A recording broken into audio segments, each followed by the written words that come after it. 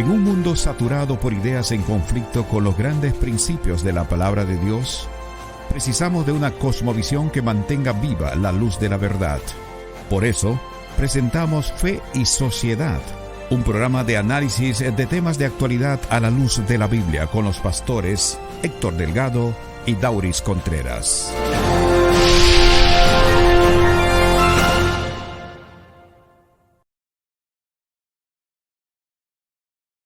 ¿Poseen las personas libertad de elección? ¿Puede el ser humano elegir servir a Dios sin la necesidad de su gracia habilitadora? ¿Posee el libre albedrío alguna relación con la imagen de Dios en el hombre? Este es el tema que estaremos tratando en el día de hoy. Les habla el pastor Héctor Delgado. Quiero enviar un afectuoso saludo de manera inmediata a todos nuestros fieles amigos y oyentes de Radio Esperanza New York y también a todos aquellos amigos que nos siguen a través de las diferentes plataformas sociales. Me acompaña el pastor Dauris Contreras. Buenos saludos, Héctor. Ya iba a decir buenos días. Saludos, Héctor. Un placer estar contigo en este programa Fe y Sociedad, como cada jueves, y un placer tener a nuestros amigos que nos ven, que nos acompañan. Así es. Estamos muy contentos de que estén con nosotros en este momento y agradecemos su fina gentileza de estar en nuestra compañía. Desde ya les decimos que pueden compartir con sus amigos, con otras personas, la transmisión, el programa, para que todos sigamos creciendo y compartiendo los temas interesantes que siempre discutimos. Vamos a tener una breve oración para comenzar. Padre bueno del cielo, agradecemos la oportunidad que nos brindas de poder presentar este programa y queremos que tú nos guíes a través del mismo. Bendice las personas que nos ven, que nos escuchan y a nosotros mientras discutimos el tópico para el día de hoy. Oramos en el nombre de Jesús. Amén. Amén. Bien, como ya escucharon en las preguntas iniciales, hoy vamos a estar tratando el tema del libre albedrío.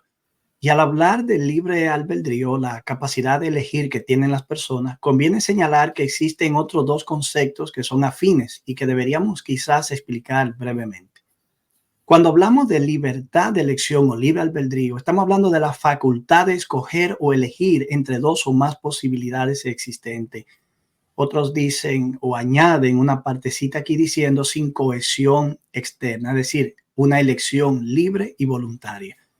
Cuando hablamos de libertad, que es la otra palabra, y también voluntad, son dos conceptos más que tenemos que asociar aquí al libre albedrío. Así que mientras el libre albedrío es la facultad de escoger, la libertad es la capacidad de poder obrar, de poder realizar, de llevar a término o ejecutar las decisiones que ya se han tomado, haciendo el buen uso del libre albedrío. La libertad en este contexto es el fundamento de toda responsabilidad y también lo que presupone el premio o el castigo por la acción que se ha tomado. La voluntad tiene que ver con la facultad psíquica que rige y gobierna la acción, la intención, el ánimo o la resolución de hacer algo. Se sabe que los estoicos creían que alrededor del mundo o todo en este mundo operaba según una ley de causa y efecto, y que esa ley de causa y efecto dotaba el universo de una estructura racional. Ellos pensaban que las personas no podían tener control sobre lo que pasa alrededor, pero que sí podían controlar lo que nosotros pensábamos o podíamos decidir a partir de eso.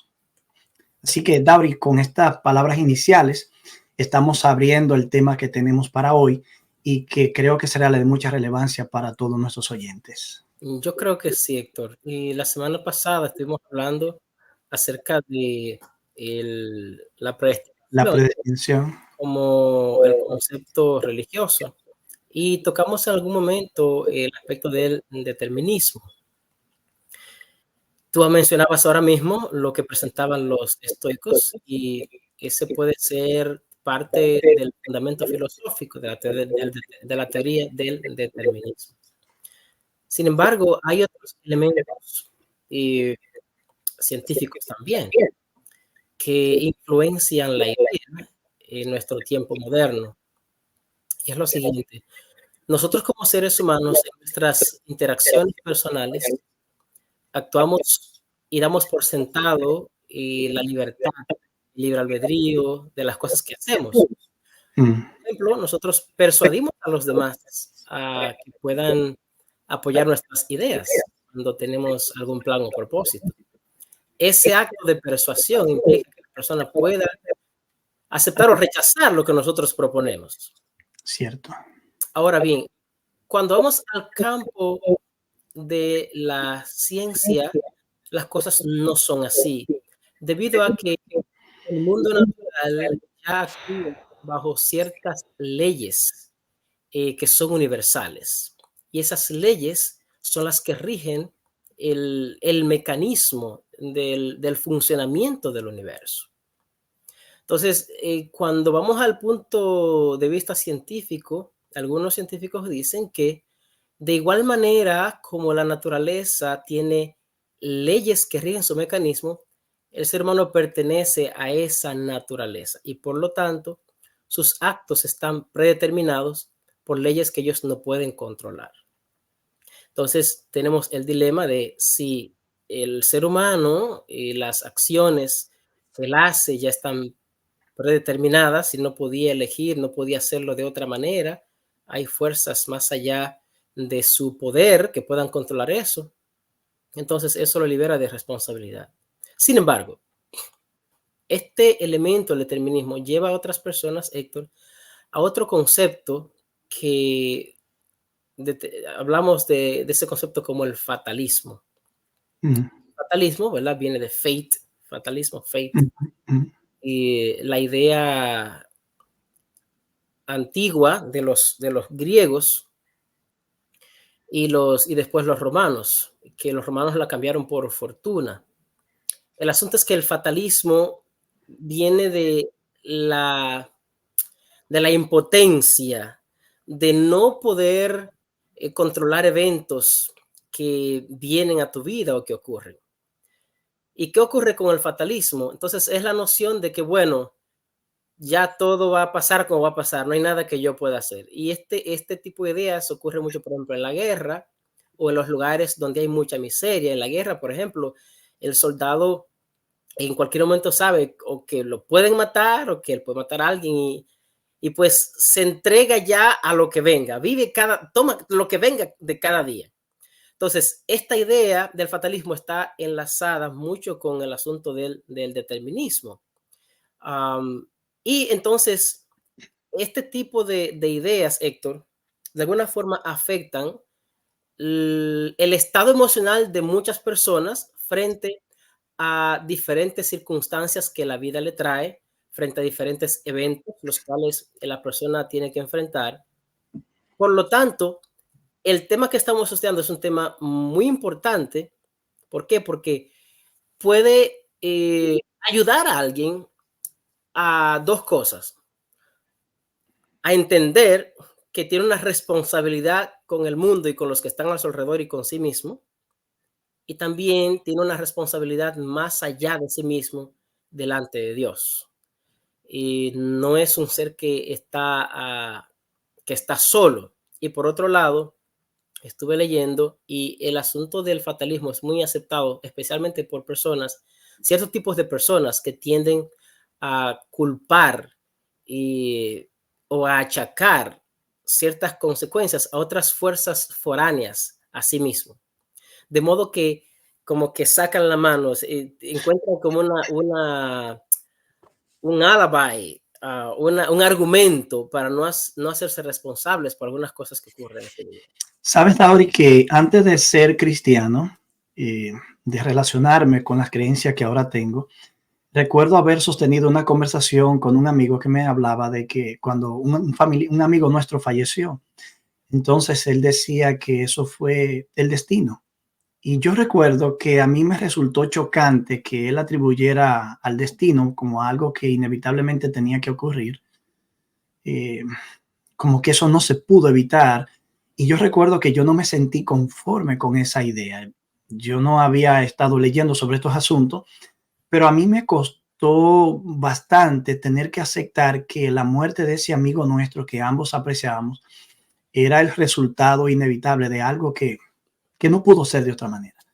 Y yo recuerdo que yo me puse a pensar, pero si ese día él no sale tan temprano como de costumbre, si antes de cruzar la calle, porque fue en un accidente, él se hubiese percatado de que venían vehículos y no entra a cruzar la calle sin la precaución debida, él estuviera vivo. Y yo trataba como de encontrar una explicación a un argumento que a mí no me complacía. Yo pienso que una concepción de esa naturaleza de destino me haría a mí vivir como dice el pasaje bíblico: comamos hoy, bebamos, que mañana moriremos. Así que ante lo inevitable, yo asumo la realidad de no asumir prácticamente ninguna responsabilidad moral. Me gustaría añadir que algunos teólogos creen que el libre albedrío existe en un sentido, pero en otro no. Ya tendremos oportunidad de ponderar algunas consideraciones bíblicas más adelante. Pero desde el punto de vista moral y psicológico, algunos teólogos enseñan que todas las personas, creyentes o no, estén renovadas por el espíritu o no, como algunos dicen, pueden hacer elecciones sin restricciones, que son espontáneas, perdón, y que también son voluntarias y que tienen consecuencias de responsabilidad.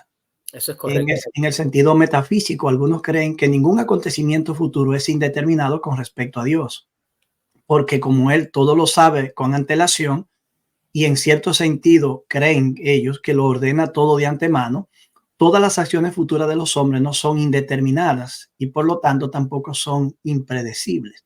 Finalmente, desde el punto de vista teológico, se reconoce que las personas inconversas carecen de la capacidad de responder por su propia iniciativa al Evangelio. Pasajes como Romanos 8:7, que dice que los designios de la naturaleza humana son de continuo el mal, que no puede sujetarse a la ley de Dios y tampoco que no puede de ninguna manera hacerlo. Y también Juan 6:44 dice que nadie puede venir al Señor si Él no lo trae. Parece indicar, según estos teólogos, que ningún hombre tiene la libertad de obedecer y tener fe mientras no haya sido liberado su libre albedrío del pecado a través de la gracia de Dios. Los argumentos son muchos, pero iremos desenmarañando algunos de ellos más adelante. Así es. Cuando a alguien le ocurre algo, Héctor, y algún evento de forma fortuita y está en peligro la persona, el primer sentimiento es el temor, la aprensión o la preocupación. Pero si el evento persiste, puede surgir la idea de que, bueno, ya se entrega eso y ya, eso es lo que va a suceder. Es que esto es inevitable. No pasa lo que va a pasar, esto es inevitable. Debido al orden que el universo tiene, debido también a las leyes que rige el universo, debido al avance del conocimiento de esas leyes y a la explicación científica de que las cosas tienen una causa, y pues algunos prefieren mejor ver que ya algo está definido por leyes foráneas a nosotros mismos. Esto también va en línea con la idea de que el universo es demasiado extenso y nosotros como seres humanos nunca lo podremos controlar ni podemos determinar lo que está, por lo tanto ya lo que está hecho está hecho. Sin embargo, Héctor, hay otros elementos que contrarían la realidad humana, pero contrarían ese concepto debido a que existe una realidad humana. Y en esa realidad humana nosotros tenemos una conciencia personal de la libertad. O sea, ¿de dónde viene ese concepto de nosotros como seres humanos? Por otro lado está el sentido de la responsabilidad. Nosotros tenemos una responsabilidad moral y que actuamos con ella actuamos bajo esa premisa de forma inconsciente. También está los juicios morales, la conducta del ser humano. El futuro no podría ser ambiguo si nosotros creemos que ya todo está escrito, ya todo está allí, ya todo tiene que ser así. O sea, no hay forma de nosotros poder cambiar el futuro, cuando en realidad sí nosotros podemos cambiar el futuro con nuestras decisiones que nosotros tomamos, con los planes que nosotros hacemos. Desde ese punto de vista, entonces, nuestras acciones sí tienen consecuencias. Y así es. Vamos al pausa y voy a decir otro puntito ahí brevemente. Ok, al regresar nos vemos entonces.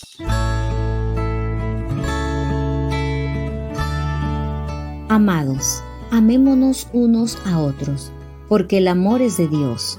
Todo aquel que ama es nacido de Dios y conoce a Dios. El que no ama no ha conocido a Dios, porque Dios es amor. En esto se mostró el amor de Dios para con nosotros, en que Dios envió a su Hijo unigénito al mundo para que vivamos por Él. En esto consiste el amor, no en que nosotros hayamos amado a Dios, sino en que Él nos amó a nosotros y envió a su Hijo en propiciación por nuestros pecados. Amados, si Dios nos ha amado así, debemos también nosotros amarnos unos a otros. Primera de Juan, capítulo 4, versículos 7 al 11.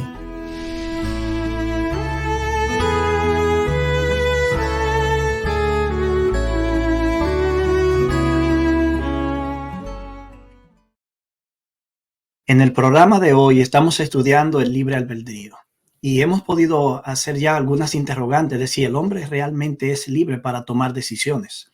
Hemos podido ver que si asumimos la idea de un destino inexorable, pues quizás cosas que ocurren la descargaríamos entonces de responsabilidad moral.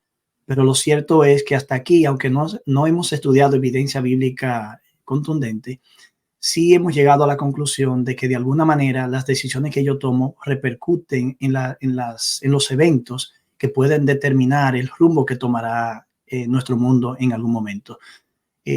Realmente enfrentamos un dilema como seres humanos porque a veces parecería ser que actuamos de una manera que fue imposible que no fuera de esa manera. Sin embargo, cuando nosotros nos damos cuenta que en ocasiones tomamos decisiones diferentes a las que nos vemos, vamos a decirlo de esta manera, tentado a tomar, nos damos cuenta que eso cambia todas las cosas. Dauris, tú estabas comentando algunos detalles en la sesión anterior. Sí, el punto que quería mencionar es, por ejemplo, nosotros como seres humanos deliberamos. Nosotros deliberamos. El acto de deliberar es un acto en el cual uno toma decisiones. Tú juzgas entre ciertas condiciones, ciertas opciones, ciertos eventos, y basado en el tú juzgar y con tu conciencia poder describir de forma racional qué es lo más conveniente, entonces tú tomas una decisión. Desde ese punto de vista, entonces, el libre albedrío tiene un componente racional, tiene un componente también de necesidad y tiene un componente de elección.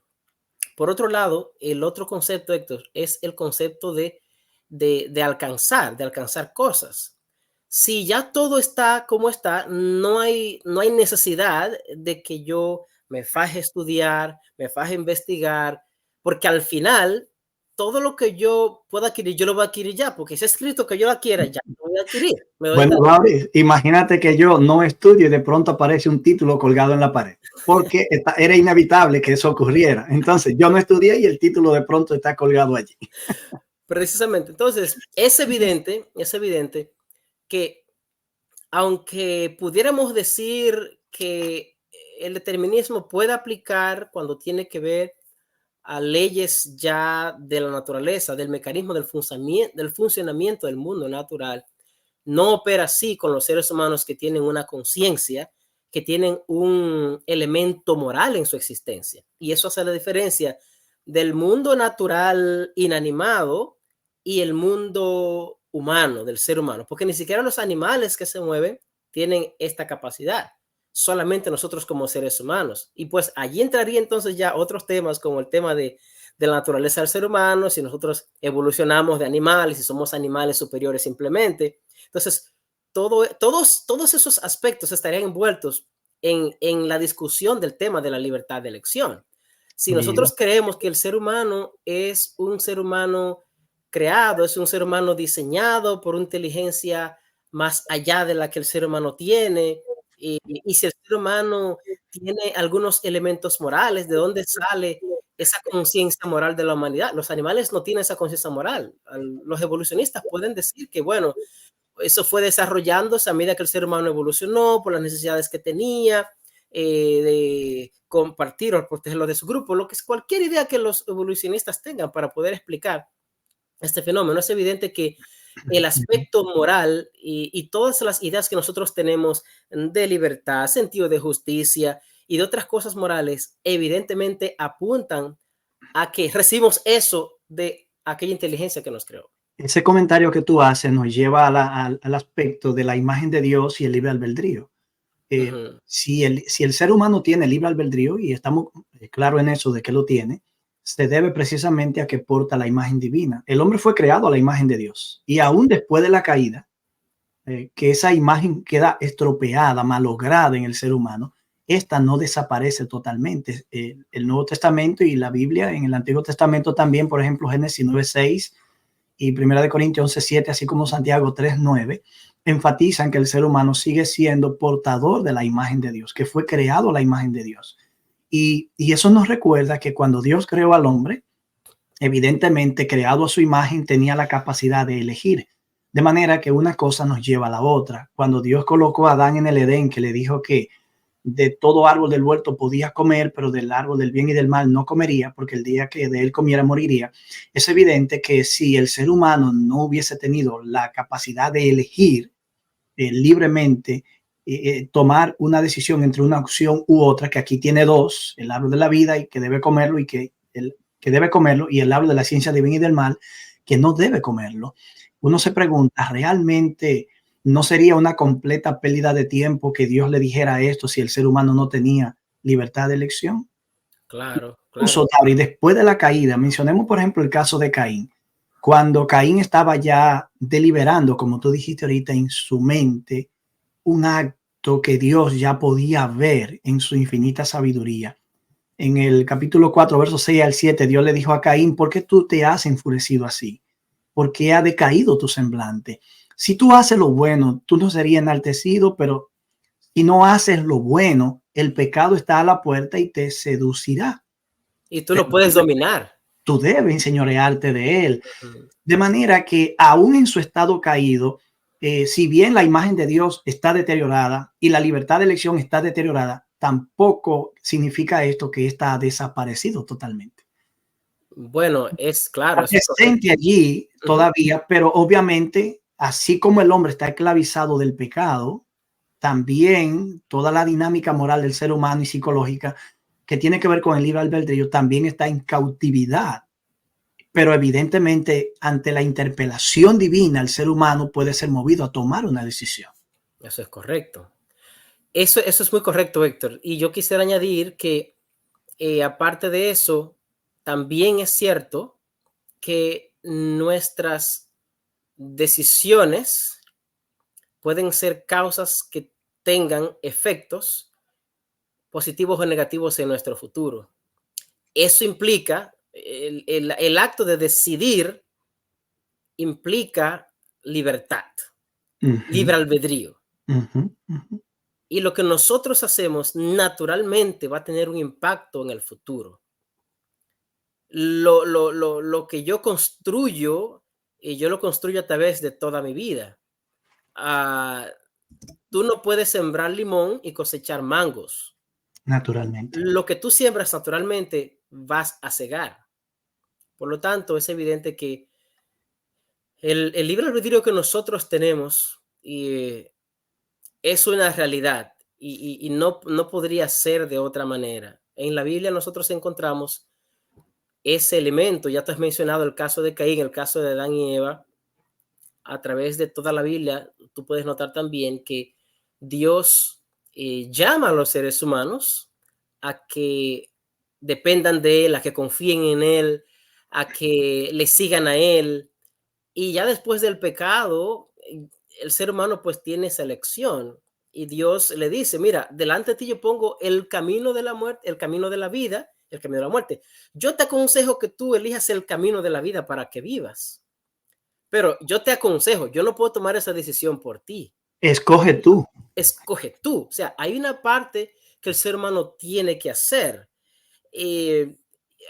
Hay una teoría, bueno, creo que es parte de la misma doctrina de la predestinación, que dice, bueno, no hay nada que el hombre haga. El hombre no tiene que hacer nada para que Dios lo salve. Si se va a salvar, se va a salvar. Si ya Dios lo predestinó para salvación, se va a salvar. El hombre no tiene nada que hacer en la salvación. Y bueno, eso es desde el punto de vista de que tú eres salvo y para siempre salvo, pero al mismo tiempo la salvación, como ya ves, es un evento histórico, no de un momento, y tiene varios elementos que conjugan ahí. So, parte de esos elementos está la decisión que tú tomes como persona de aceptar ese llamado de Dios, de aceptar la salvación que Dios te da, de aceptar el camino de la vida eterna. Cuando uno lee las escrituras se da cuenta que Dios no es quien escoge por mí hacer lo correcto, tampoco escoge no hacer el mal. Dios nos invita a razonar y a reflexionar. Tampoco Dios creerá por mí para yo ser justificado. Esas decisiones debo tomarlas yo, naturalmente, bajo la invitación y la persuasión del Santo Espíritu de Dios. Claro. Pero, Lauri, en un contexto parecido al que mencionaste de Israel, que Dios lo llama a escoger el camino que Él quiere, la vida, no le está diciendo, escoge pues la vida para que viva tú y tu descendiente. Está pensando en términos del futuro. El futuro puede ser distinto si hoy yo elijo correctamente. Claro. Y en Josué 24:15 también este hombre de Dios desafía a Israel a decirle, si a usted le parece mal servir al Señor, aquí está la frase, elijan hoy a quién servir. Y luego le dice, pero yo y mi casa serviremos a Jehová. Vamos a escoger este camino, que no es más que lo que está en Deuteronomio. Y en Primera de Reyes 18:20, Elías desafió a Israel cuando se presentó ante el pueblo en el contexto de aquel enfrentamiento con los profetas de Baal y le dijo, ¿hasta cuándo ustedes van a seguir indecisos? Allí está la clave. Personas que pueden formar un partido del lado correcto están indecisos. ¿Nos quedamos donde estamos o realmente nos decidimos por Dios? Y es curioso, Dauri, que esa expresión indeciso, según la Nueva Versión Internacional, literalmente significa estar cojeando con dos muletas, algo que es prácticamente imposible. Y luego Elías le dice, si el Dios verdadero es el Señor, síganlo. Pero si Baal es el Dios, síganlo a él. Aquí viene la indecisión. El pueblo no dijo una sola palabra. Podemos decidir, pero naturalmente necesitamos, para decidir lo correcto y para decidir creer el evangelio y para decidir aceptar el plan de Dios, necesitamos ser renovados por Dios, pero también, Dauri, necesitamos que su Espíritu Santo trabaje en nosotros para traer en nosotros esa convicción y a través del influjo de su influencia redentora nos invite a tomar la decisión correcta. Así es. Yo quiero tal vez, y casi concluyendo, decir, Héctor, que la naturaleza moral de nuestra existencia nos mueve a que podamos creer que el libre albedrío existe. De otra manera, cuando una persona está en el valle de una decisión de si cometo el crimen o no lo cometo, puede decidir hacerlo. Si lo hace, sabe que hay un estamento judicial que va a aplicar un juicio sobre esa persona. Si eso es un concepto humano que nosotros tenemos, ¿qué no sería entonces cuando aplicamos eso a un concepto divino?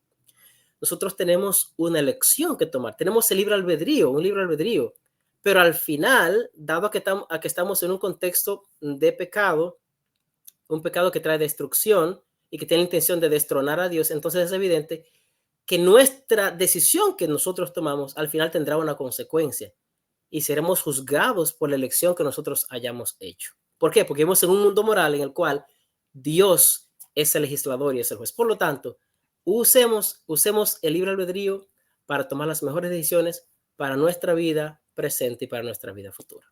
Habiendo llegado al final de nuestro programa, me gustaría pensar en lo siguiente. Hay cosas que en este mundo naturalmente no podemos evitar. Por ejemplo, yo no puedo evitar las decisiones malas que tomarán otra persona.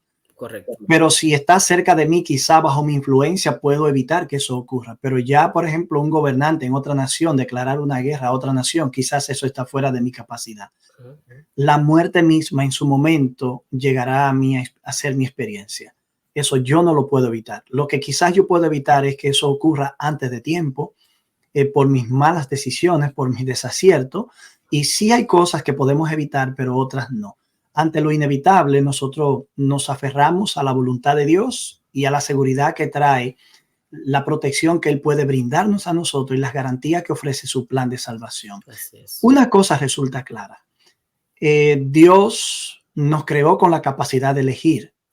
El pecado, la entrada del pecado no nos arrebató la capacidad de elegir, pero sí esclavizó esa capacidad de elegir. Así es. Pero las buenas nuevas son que Dios, a través de su Espíritu Santo, nos persuade, nos convence, nos ayuda a seguir hacia adelante o a tomar una decisión a favor de lo correcto. En última instancia, yo debo decidir, pero la decisión será bajo el influjo y la influencia de su Santo Espíritu. Mis queridos amigos y oyentes, no permitamos que los engaños del pecado nos impidan elegir adecuadamente. Cuando escuchemos la voz de Dios, respondamos. Si hoy escuchas su voz, no endurezca tu corazón. Esa es una decisión que tú puedes tomar. Así es. Pero la decisión implícita allí, la invitación implícita allí es a no endurecer el corazón y permitir que la obra de Dios se concretice en nuestras vidas. Bueno, será hasta la próxima entrega. Que Dios le bendiga y nos veremos pronto. Nos veremos. Dios les bendiga. Hasta la próxima entrega. Que Dios te bendiga.